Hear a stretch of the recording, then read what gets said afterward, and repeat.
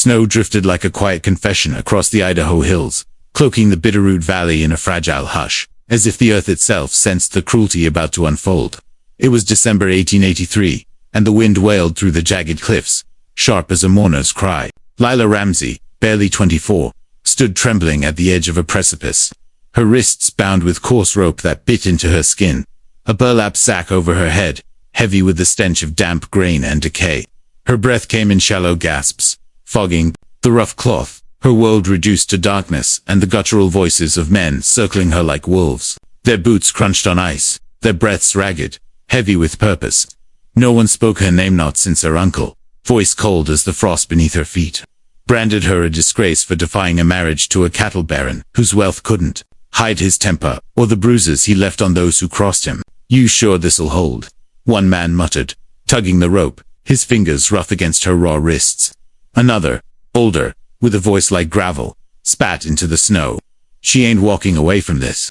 Not after that stunt in town." Lila's lips quivered, not from fear, but from tears that had frozen in the bitter wind hours ago. She'd stood in Pine Hollow Square, her gray dress fluttering, and said no to a man who'd broken more than promises. Enoch Ward, whose fists were as quick as his land deeds. Her uncle's betrayal stung deeper, his words echoing in her ears. "You shamed us, girl. This ends tonight."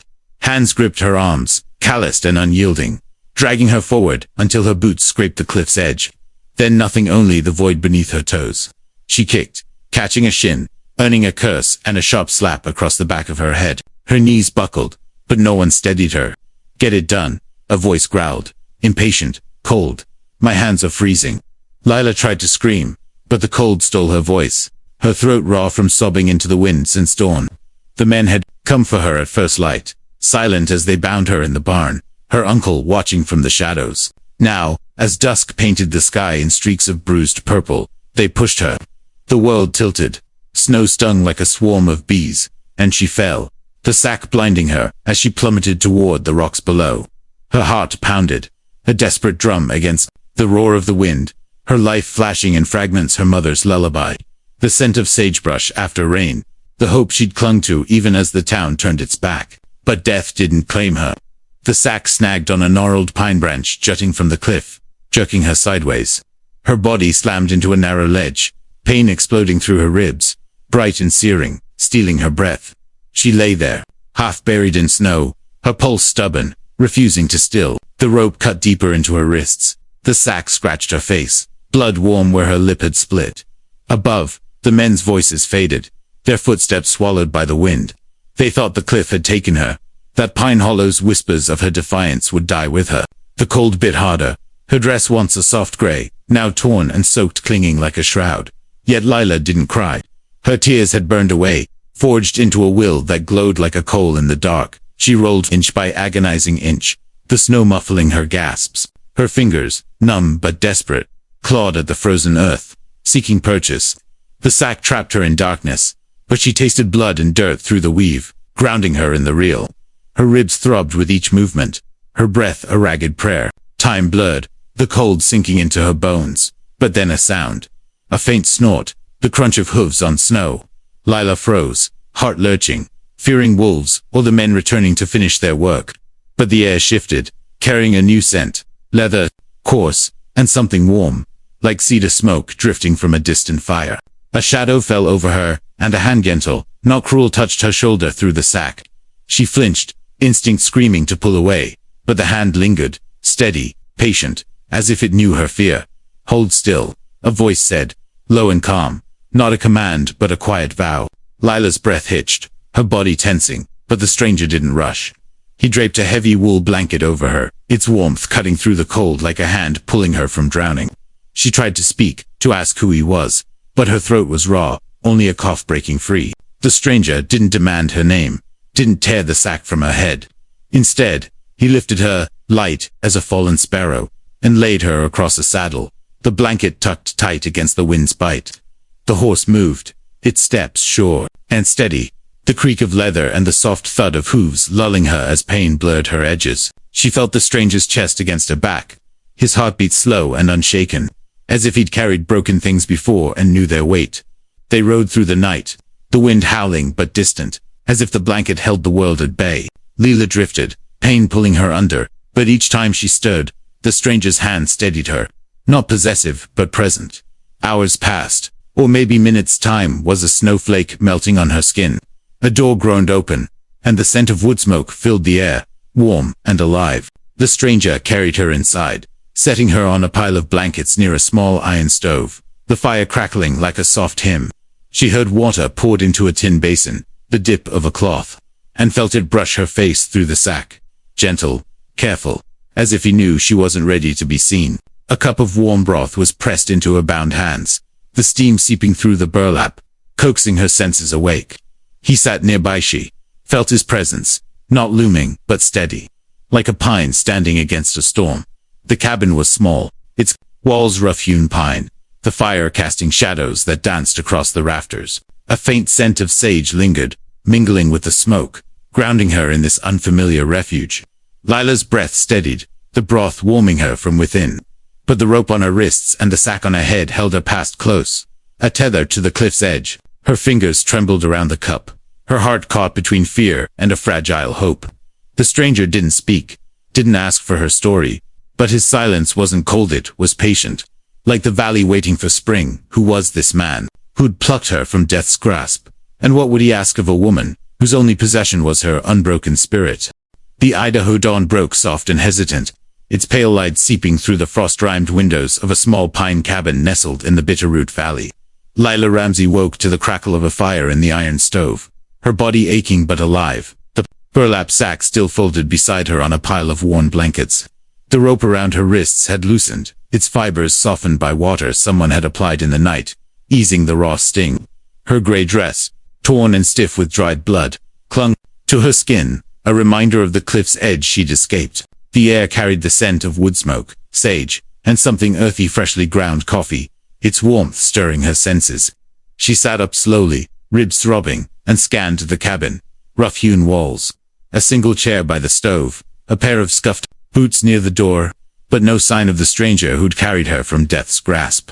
The fire cast shadows that danced across the rafters, softening the cabin's stark simplicity. Lila's fingers brushed the sack, its coarse weave a tether to the men who'd pushed her, to her uncle's cold betrayal, to Pine Hollow's whispers that branded her a fool for saying no to Enoch Ward. She pushed it away, her breath steadying, and noticed a tin cup of cooled broth on a crate beside her, its handle chipped but sturdy. Next to it, a small linen cloth, damp and folded, bore faint traces of her blood, from where the stranger had wiped her face through the sack. He hadn't removed it, hadn't forced her to bear her wounds, and that choice silent, patient, like a kindness she hadn't known in years. The door creaked, and Lila tensed, her heart skittering. The stranger stepped in, his silhouette framed against the snowy dawn, a bundle of split wood in his arms.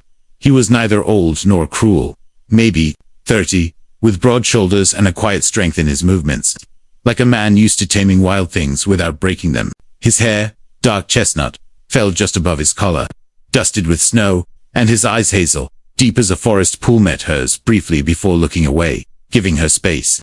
He wore a faded blue flannel shirt, sleeves rolled to the elbows, and a leather vest, its edges worn from years of work. "You're awake," he said, his voice low, steady, like the murmur of a creek over stones. He set the wood by the stove, not waiting for a reply, and stirred the fire, its glow catching the faint scars on his knuckles. Lila clutched the blanket closer, her voice a rasp. "Where am I?"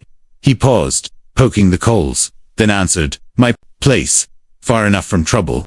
His words weren't a promise, but they carried weight, like a man who knew the cost of lies. She wanted to ask his name, why he'd saved her, but the words stuck, her throat still raw from the fall. He didn't press, didn't ask for hers. Instead, he poured coffee into a tin mug, set it on the crate beside her, and returned to the stove, warming a pot of oats. The cabin filled with the scent of grain and fire, a fragile warmth against the cold world outside. Lila's eyes drifted to the cabin's details, a single shelf with a tin of beans, a coiled rope, a worn leather journal tied with a cord, a pair of women's gloves, faded yellow, lay folded in a corner, their fingers frayed, as if they'd once held something precious. She wondered who they belonged to, what story they carried, but didn't ask. Her own story felt too heavy, a weight of bruises and betrayal, her uncle's voice, Enoch's threats, the town's silence as she stood alone. She sipped the coffee, its bitterness grounding her, and watched the stranger move with a rhythm, born of solitude, stoking the fire, checking a kettle, wiping his hands on a rag. He didn't stare, didn't demand her gratitude, but his presence filled the cabin like a steady flame dot. By noon, the snow had thickened, piling against the windows, muffling the world. The stranger, still nameless, stepped outside, his boots crunching on the porch, leaving Lila alone. She stood, wincing as her ribs protested, and moved to the window, her breath fogging the glass. Beyond, the valley stretched white and endless, pines sagging under snow. No trace of pine hollow or its judgment. She touched the rope on her wrists, its fibers softer now, and began to work at the knots. Her fingers trembling but determined. The rope fell away, leaving red welts, a map of her survival. She didn't touch the sack, not yet. It lay on the blankets, a shadow she wasn't ready to face. When the stranger returned, his arms laden with more wood, he noticed her freed wrists, but said nothing, only nodded, a flicker of respect in his eyes.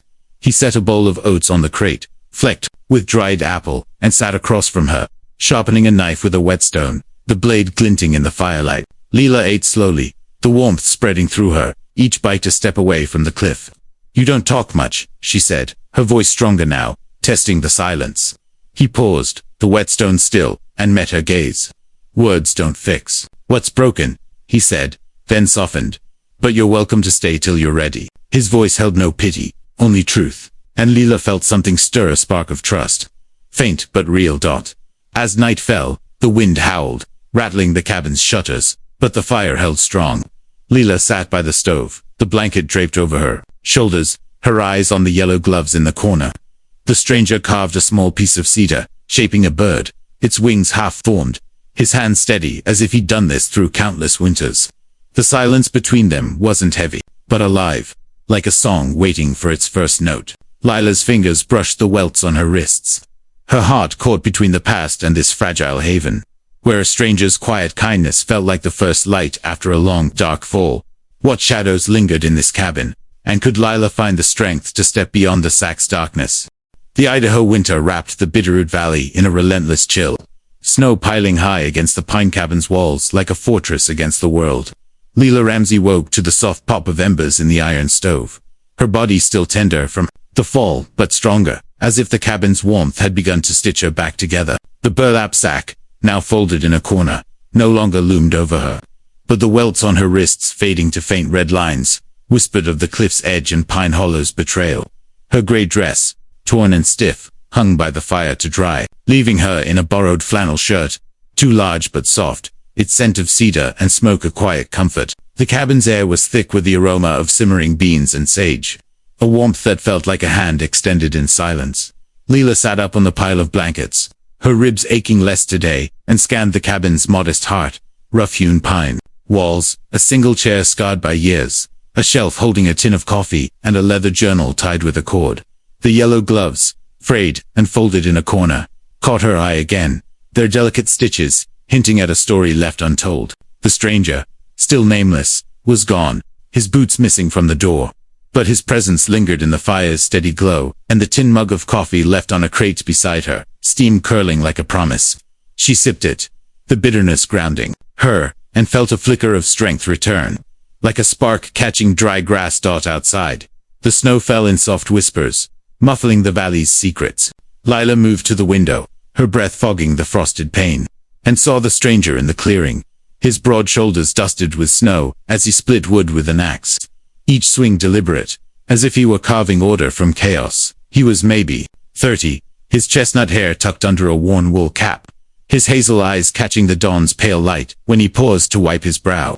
His faded blue flannel shirt clung to his frame, sleeves rolled despite the cold, and his leather vest bore the marks of a life lived hard but honest. Lila watched, her fingers tracing the welts on her wrists, wondering what had driven him to this solitary cabin, what ghosts he carried in those scarred hands. The door creaked, and he stepped inside, a bundle of wood in his arms, snow melting on his shoulders. He glanced at her, his gaze brief but warm, like sunlight breaking through clouds. "You're up," he said, his voice low and steady, like a river finding its course. He set the wood by the stove, then nodded toward her wrists, free of rope. "Healing." Lila flexed her fingers, surprised by the ease. Slowly, she said, her voice clearer now, testing the air between them. He didn't pry, didn't ask about the cliff or Pine Hollow, only poured beans into a bowl and set it beside her coffee, the steam carrying a hint of molasses. Eat, he said, not a command, but an offer, and sat across from her, sharpening a knife with a whetstone, the blade's soft rasp filling the quiet. Lila ate, the warmth spreading through her, each bite a tether to this fragile refuge. She studied him, the way his hands moved with care, the faint lines around his eyes that spoke of winters endured alone. You live here by yourself? She asked, her voice soft but curious. He paused, the whetstone still, and met her gaze. Most days, he said, then added, name's Caleb. The name fit him, simple, strong, like the pines outside. He didn't ask for hers, and Lila hesitated, her name a weight she wasn't ready to share. Lila, she said finally, the word feeling new, like a seed breaking through frost. Caleb nodded, a flicker of something respect, maybe crossing his face, and returned to his work. By afternoon, the snow had eased, leaving the valley draped in a crystalline hush. Caleb stepped outside to check a trapline, leaving Lila alone. With the cabin's secrets, she stood, steadier now, and explored, her fingers brushing the journal's cord, resisting the urge to open it. The yellow gloves drew her again, their delicate stitches a contrast to the cabin's ruggedness. She lifted one, its leather soft but worn, and wondered who had worn them, a sister, a mother, a love lost to the valley's harsh embrace. The thought stirred her own memories, her mother's sage-scented shawl, her uncle's cold eyes, Enoch Ward's voice promising ownership, not love. She set the glove down, her heart heavy but resolute. When Caleb returned, his arms empty but his cap dusted with fresh snow, he noticed the glove's slight shift but said nothing, only stoked the fire higher. Lila sat by the stove, the borrowed shirt loose on her shoulders, and asked, "Why'd you help me?" Her voice was steady, but the question hung like a lantern in the dark. Caleb paused, his hands resting on his knees, the firelight catching his hazel eyes.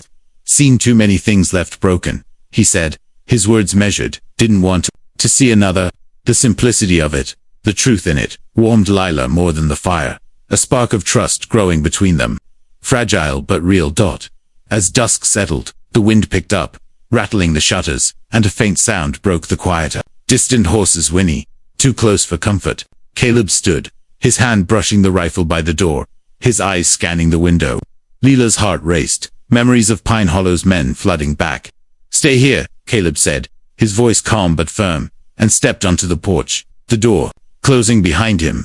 Lila moved to the window, her breath fogging the glass, and saw a shadow in the snow, a rider, cloaked and still, watching the cabin from the tree line. Caleb's silhouette stood tall, rifle low but ready, a silent warning. In the falling snow, who was the rider in the shadows, and what past was creeping closer to Lila's fragile sanctuary? The Idaho winter tightened its grip on the Bitterroot Valley, snow drifting in thick curtains that blurred the pines into ghostly shapes. Inside the pine cabin, the iron stove's glow held the cold at bay, casting a warm halo across the rough-hewn walls.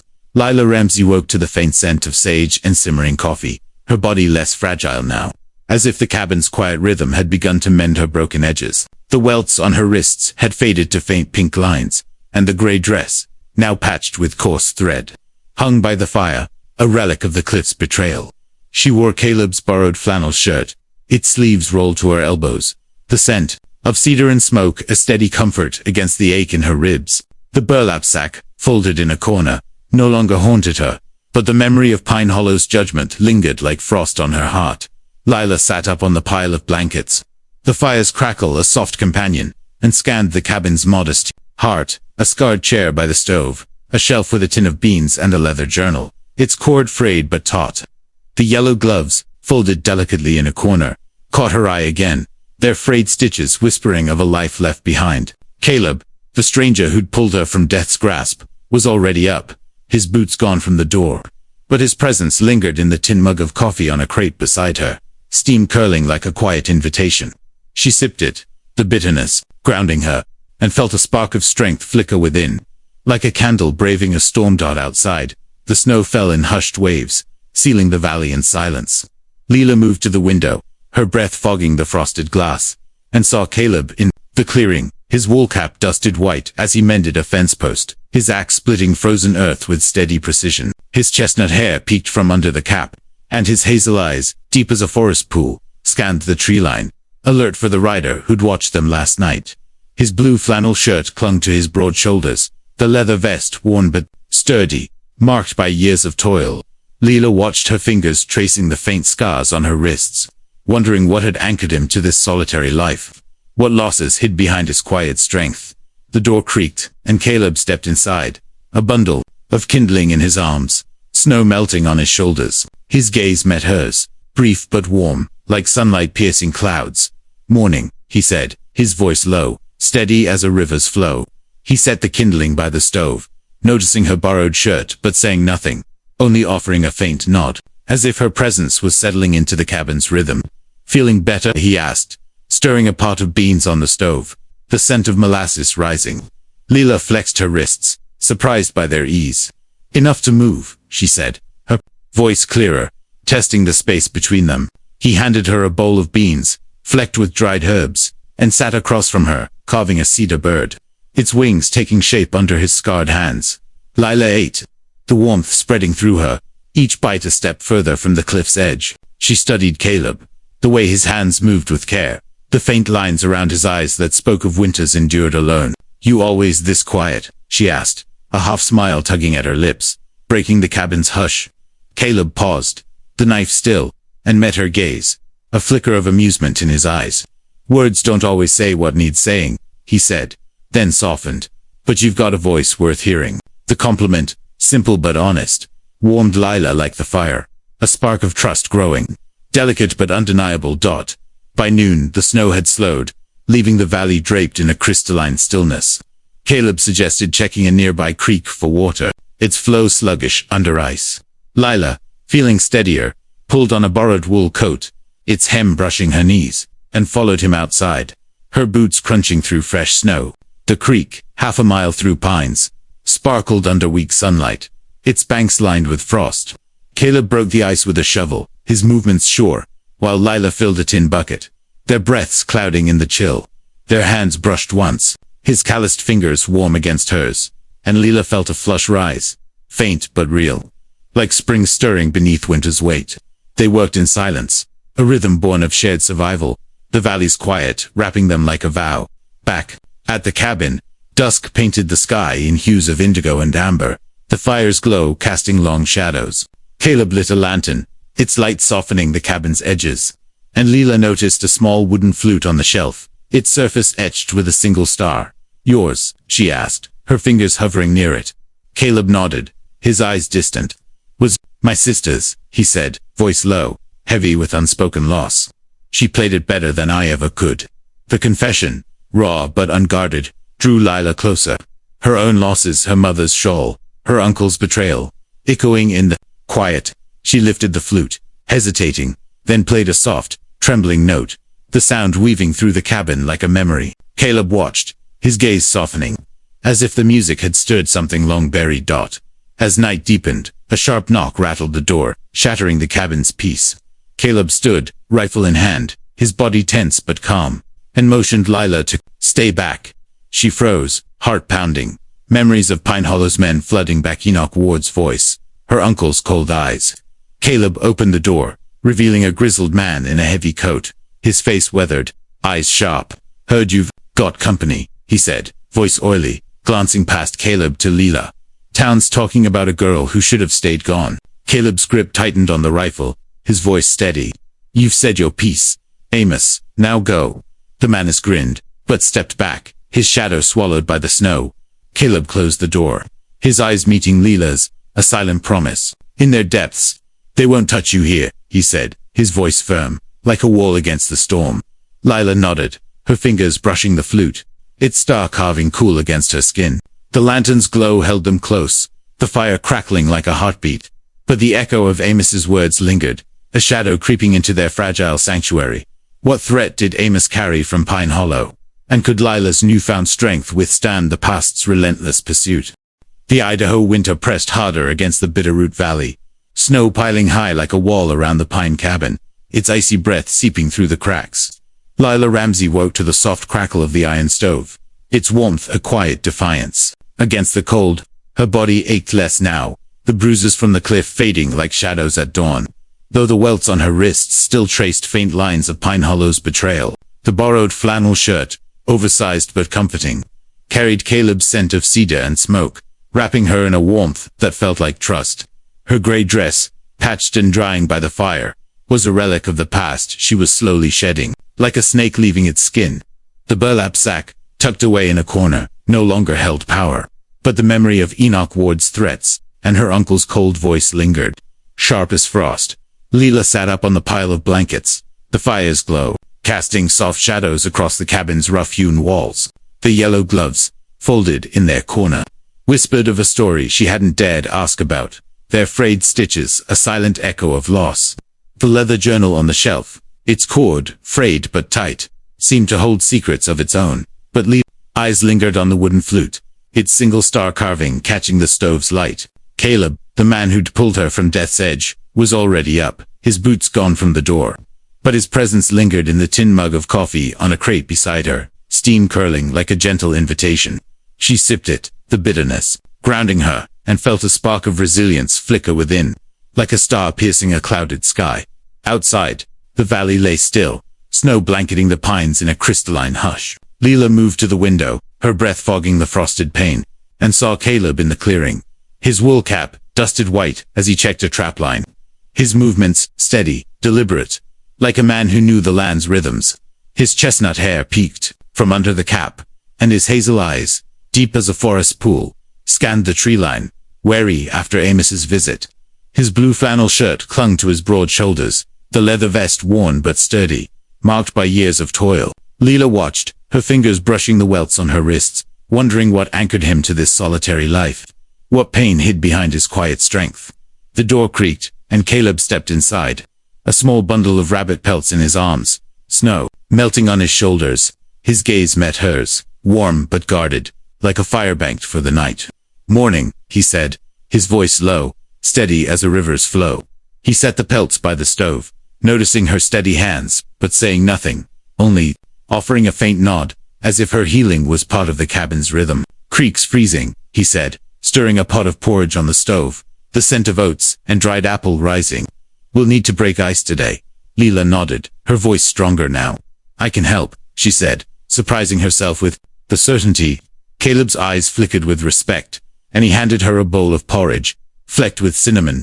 Its warmth, a quiet bond. They worked together at the creek, half a mile through the pines, the snow crunching under their boots. Caleb broke the ice with a shovel, his movements sure, while Leela filled a tin bucket, their breaths clouding in the frigid air. Their hands brushed once, his calloused fingers warm against hers, and Leela felt a flush rise, faint but undeniable, like a bud stirring beneath frost. The valley's silence wrapped them, their work a shared pulse, until a sharp crack echoed, a branch snapping under weight, too heavy for wind. Caleb's hand went to the knife at his belt, his eyes scanning the tree line. Lila froze, her heart pounding, memories of Amos's oily voice flooding back. A shadow moved a deer, not a rider, but the tension lingered, a reminder of the world beyond the cabin. Back at the cabin, dusk painted the sky in hues of indigo and gold, the fire's glow softening the room's edges. Caleb lit a lantern, its light casting a warm halo, and Lila picked up the flute, its star carving cool under her fingers. "Play it," Caleb said, his voice soft, almost a request. She hesitated, then brought it to her lips, coaxing a slow, haunting melody that wove through the cabin like a memory of spring. Caleb watched, his hands still on the cedar bird he was carving, its wings now sharp and graceful. "She taught me that," he said, his voice heavy with loss. "My sister, Sarah. She loved this valley." Leela lowered the flute, her own loss, mother's shawl, her uncle's betrayal echoing in the notes. "I'm sorry," she said, the words raw but honest. Caleb nodded, a shared grief binding them, fragile but real. As night fell, a sharp thud shook the cabina rock, thrown against the door. Caleb stood, rifle in hand, his body tense but calm, and motioned Lila to stay back. She clutched the flute, her heart racing, visions of Enoch Ward's men flashing through her mind. Caleb opened the door, revealing a crumpled letter tied to a stone, its wax seal stark in the lantern's light. He unfolded it, his jaw tightening, and handed it to Lila. The words were scrawled in harsh ink: "Return the girl, or the valley burns." No signature, but the threat carried Enoch's weight. his greed for her as sharp as his fists. Caleb's eyes met hers, steady and unyielding. "They don't know you," he said, his voice a vow. "They don't know us." Lila nodded, her fingers tightening on the flute, its star carving a small anchor in the storm. The lantern's glow held them close, the fire crackling like a heartbeat. But the letter's threat lingered, a shadow creeping into their fragile haven. She looked at Caleb, his scarred hands resting on the rifle, and felt a strength rising within her, forged in the cabin's warmth and his quiet trust. What did Enoch Ward want with Lila? And could the bond between her and Caleb withstand the fire that threatened to consume their sanctuary? The Idaho winter gripped the Bitterroot Valley with unrelenting ferocity, snow cloaking the pines in a ghostly shroud, as if the land itself stood guard over the pine cabin's fragile warmth. Lila Ramsey woke to the soft crackle of embers in the iron stove, her heart steadier now. Though the weight of Enoch Ward's letter returned the girl, or the valley burns hung like a storm cloud over her newfound refuge. The welts on her wrists had faded to faint pink lines, scars of pine, Hollow's betrayal, and the borrowed flannel shirt, scented with cedar and smoke, wrapped her in a quiet comfort. Her patched gray dress hung by the fire, a relic of the cliff's edge. But Lila's spirit burned brighter, kindled by Caleb's unyielding strength and the cabin's tender embrace. She sat up on the pile of blankets, the fire's glow casting gentle shadows across the rough-hewn walls, softening the cabin's stark simplicity. The yellow gloves, folded in their corner, whispered of a story untold, their frayed stitches, a silent echo of loss. The leather journal on the shelf, its cord taut, held secrets she hadn't dared touch, but her eyes lingered on the wooden flute, its single star carving catching the dawn's pale light. Caleb, the man who'd pulled her from death's grasp, was already up, his boots gone from the door, but a tin mug of coffee waited on a crate beside her, steam curling like a quiet vow. Lila sipped it, the bitterness grounding her, her resolve hardening like ice over a creek, ready to face whatever Pine Hollow sent her way. Through the frosted window, Lila saw Caleb in the clearing, his wool cap dusted with snow as he sharpened an axe, his hazel eyes deep as a forest pool scanning the tree line for signs of Enoch's men. His chestnut hair peeked from under the cap, and his blue flannel shirt clung to his broad shoulders. The leather vest, worn but sturdy, marked by years of toil in the valley's harsh embrace. Lila's fingers brushed the flute, its cool wood, an anchor against the letter's threat. Caleb's words, "They don't know us," echoed in her heart, a spark of courage that warmed her more than the stove's glow. She stood, steadier now, and pulled on a borrowed wool coat, its hem brushing her knees, determined to share the burden of their sanctuary. The door creaked, and Caleb stepped inside, a bundle of kindling in his arms, snow melting on his shoulders. His gaze met hers, warm but vigilant, like a fire banked for the night. "Morning," he said, his voice low, steady as a river carving stone. He set the kindling by the stove, noticing her grip on the flute and the resolve in her eyes, offering a faint nod as if her strength was part of the cabin's rhythm. "Creek's near frozen," he said, stirring a pot of venison stew on the stove, its scent of sage and thyme rising. "We'll need water before they come." Lila's jaw tightened at the mention of Enoch's men, but her voice was firm. "I'm not hiding," she said, meeting his gaze. Caleb's eyes flickered with respect, and he handed her a bowl of stew, their fingers brushing, a fleeting warmth that felt like a promise forged in the valley's chill. By noon, the snow had eased, leaving the valley draped in a crystalline hush.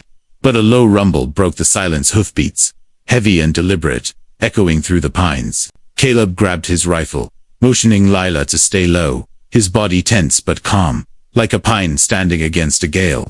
She clutched the flute, her heart pounding, memories of Amos's oily voice and Enoch's threats flooding back. Through the window, 3 riders emerged from the tree line, led by Amos, his weathered face twisted in a sneer, his heavy coat flapping in the wind. 2 others flanked him, their eyes hard, hands hovering near pistols. "Ward wants his bride," Amos called, his voice cutting through the cold, oily as lantern fuel. Caleb stepped onto the porch, rifle low but ready, his silhouette tall against the snow. "She's no one's bride," he said, his voice a blade, unyielding. Lila stood behind him, her chin high, the flute in hand, its star carving cool against her palm. "Tell Enoch I said no," she said, her words ringing clear, like a bell. In the valley's silence, Amos laughed, a harsh bark, but his men shifted, uneasy, their eyes darting to Caleb's steady aim, and the resolve in Lila's stance. "You're outnumbered," Amos spat, his hand twitching toward his pistol, his grin faltering when Caleb didn't flinch. "And you're on my land," Caleb said, his voice calm but laced with iron. Leela stepped forward, her voice rising, sharp as the wind. "I fell once. I won't again." She tapped the flute against her palm, a sharp clap that echoed, and Caleb's horse, tethered nearby, snorted, rearing just enough to startle Amos's men. One stumbled, dropping his reins, and another cursed, his horse skittering. Amos's grin vanished, his eyes narrowing. "This ain't over," he growled, but he signaled retreat, their shadows swallowed by the pines. Hoofbeats fading into the snow. Back inside, the fire's glow wrapped the cabin in a tender embrace, but the air was heavy with the rider's threat. Caleb set the rifle by the door, his eyes meeting Lila's, a shared resolve binding them like a vow. "You stood tall," he said, his voice soft, laced with pride. Lila set the flute on the shelf, her fingers lingering on its star, her heart full. "Because you stood with me," she said, the words raw, honest, a bridge between their scarred pasts. They sat by the stove, the lantern casting a golden halo, their silence alive with trust, like a melody finding its harmony. Caleb carved his cedar bird, its wings now sharp and free, while Lila traced the faint lines on her wrists, a map of her survival. The cabin's warmth held them close, but Amos's words echoed, a shadow creeping into their haven. What plan would Lila and Caleb forge to face Enoch's wrath? And could their bond withstand the storm brewing beyond the valley? The Idaho winter began to relent in the Bitterroot Valley, its icy grip softening as snow melted into rivulets that sparkled like veins of hope under a tentative spring sun. Leela Ramsey stood in the doorway of the pine cabin, the wooden flutes, star carving cool in her hand, her heart brimming with a strength forged through fire, trust, and the quiet bond she'd woven with Caleb. The welts on her wrists had faded to faint whispers, scars of Pine Hollow's betrayal now mere echoes of a past she'd outrun. Her patched gray dress hung beside Caleb's flannel shirt. Its cedar sent a steady comfort, while the yellow gloves on the shelf, once a mystery, spoke of Caleb's sister, Sarah, whose memory had become a thread tying their hearts. Enoch Ward's threat returned the girl, or the valley burns still lingered like smoke. But Lila was no longer the girl who fell from the cliff. With Caleb's unwavering presence, she was ready to face the shadows of her past and write anew. Ending dot by dawn, Leela and Caleb prepared to ride into Pine Hollow, their breath clouding in the crisp morning air. Leela tucked the flute into her borrowed wool coat, its sage-green shawl draped over her shoulders like quiet armor. She'd stitched the shawl's frayed edges the night before, each thread a reclaiming of her spirit. Caleb saddled Juniper, his sturdy bay mare, his hazel eyes deep as a forest pool scanning the tree line for any sign of Enoch's men. His blue flannel shirt clung to his broad shoulders, the leather vest, worn but sturdy, marked by years of toil in the valley's harsh embrace. He handed Lila a leather pouch, heavy with coins from trading pelts, and a letter signed by a judge in Redwater, voiding her uncle's false contract. "We end this today," Caleb said, his voice low, like a river carving through stone. And Leela nodded, her chin high, resolve burning brighter than the rising sun. The ride to Pine Hollow was silent, the mare's hooves crunching through half-melted snow, the valley's pines standing sentinel under a sky streaked with gold. Lila's heart raced, memories of the cliff, her uncle's cold voice, Enoch's fists stirring like dust, but Caleb's steady presence anchored her. Pine Hollow's streets were hushed as they entered, warped porches creaking under the weight of watchful eyes. Whispers trailed like shadows. The girl who should have stayed gone. At the saloon, Enoch Ward stood waiting, his cattle baron's wealth gleaming in his silver belt buckle, his eyes cold as iron, fists clenched with a rage barely contained. Amos flanked him, sneering, his heavy coat flapping in the wind, while two hired men loomed behind, hands hovering near pistols.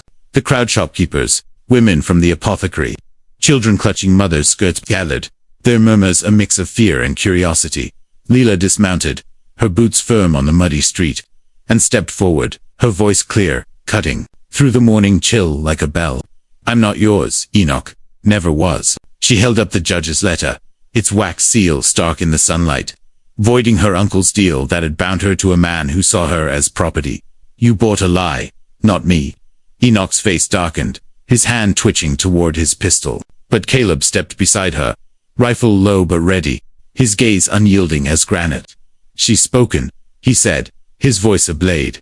steady and true. The crowd shifted, murmurs growing.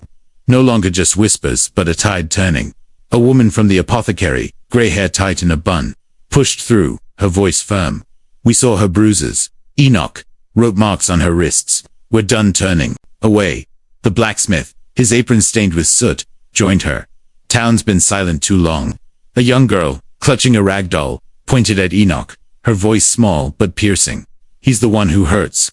The murmurs swelled, a chorus of voices breaking Pine Hollow's complicity. Enoch's grin faltered, his power crumbling like snow under the sun's warmth. Amos lunged, his hand reaching for Leela, but she clapped the flute against her palm, sharp and sure. Juniper reared, hooves flashing, sending Amos sprawling into the mud, his coat soaked, his men stumbling back. The crowd gasped, some cheering, as Enoch cursed, his nerve fraying. Enoch raised his pistol, his voice a snarl.